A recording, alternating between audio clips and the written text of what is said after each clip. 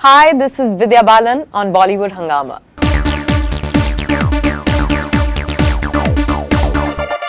Vidya, we've taken some questions from your fans as well, and they've got some pretty interesting ones. So that's always an interesting perspective as well. Yeah. This is Harshit Dikshit. Hi, Vidya ma'am. I want to know who designs your dresses in Bobby Jasoos. You must be having many, I think, disguises and all that. So who designed those clothes? You know, Thea Tekchandani is the costume designer on the film. Right. She's done a fabulous job because, as you can see in the poster, this is a regular Bobby look, which is interesting because it's a very practical day-to-day, you know, salwar kameez clad look. Right. But she wears canvas shoes because she's constantly on the run. Right. And she carries a haversack where she has a magnifying glass and her binoculars, a rope, her phone, a little diary, you know, little things that a burqa that she might need at any time at work.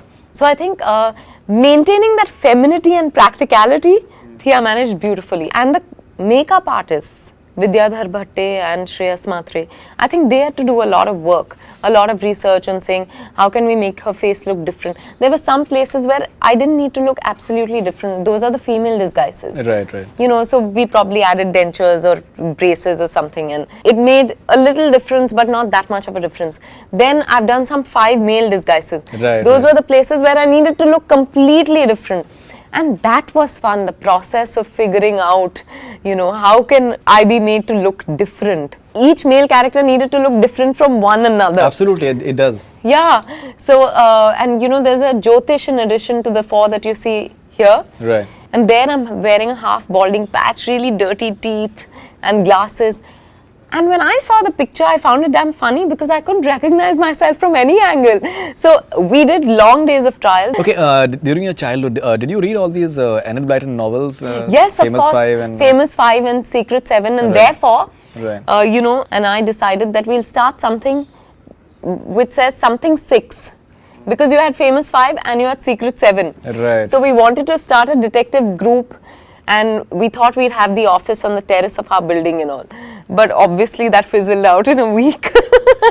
We were kids who were just playing a game, I guess. Very inspired by Hardy Boys and Nancy all of that, yes. This is Ravi Chetri from Sikkim.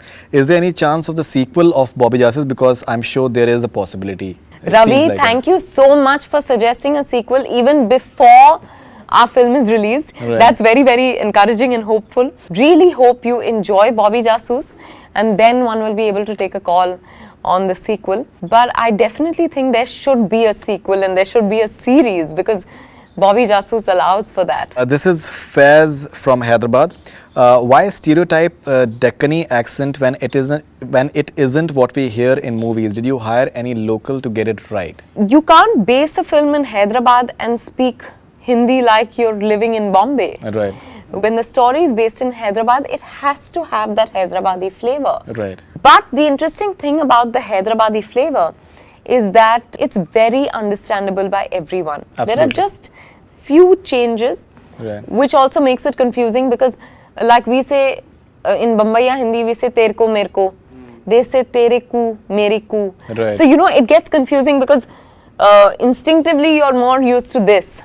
But it was great fun. Abbas Malik Saab, local from Hyderabad, was our coach and he trained all of us. And he would encourage us to speak like that even outside of the scenes. After a while, we'd all begun to, you know, speak naturally like that. To the extent that I remember when I came back to Bombay for a week in between during New Year, I had gone to someone's place and I was leaving my sentences half finished because they don't put hair. So, aap bahut अच्छे लग रहे हैं. In Hyderabadi, I'll say, aap bahut अच्छे लग रहे. Yeah, that's true. You know, so I'd begun to talk like that. So people were, at that dinner, I remember people were wondering what had happened to my Hindi. And then, of course, I quickly explained to them that I was leaving things unfinished. Like, मेरे को हैदराबादी खाना बहुत अच्छा लगता. मैं बहुत खाती. खाती हूँ, they don't say. Khati, right. So, you know, small little things like that. I had gotten so used to it. And also because on set we were having fun with each other like that, that it took me a while to get out of it.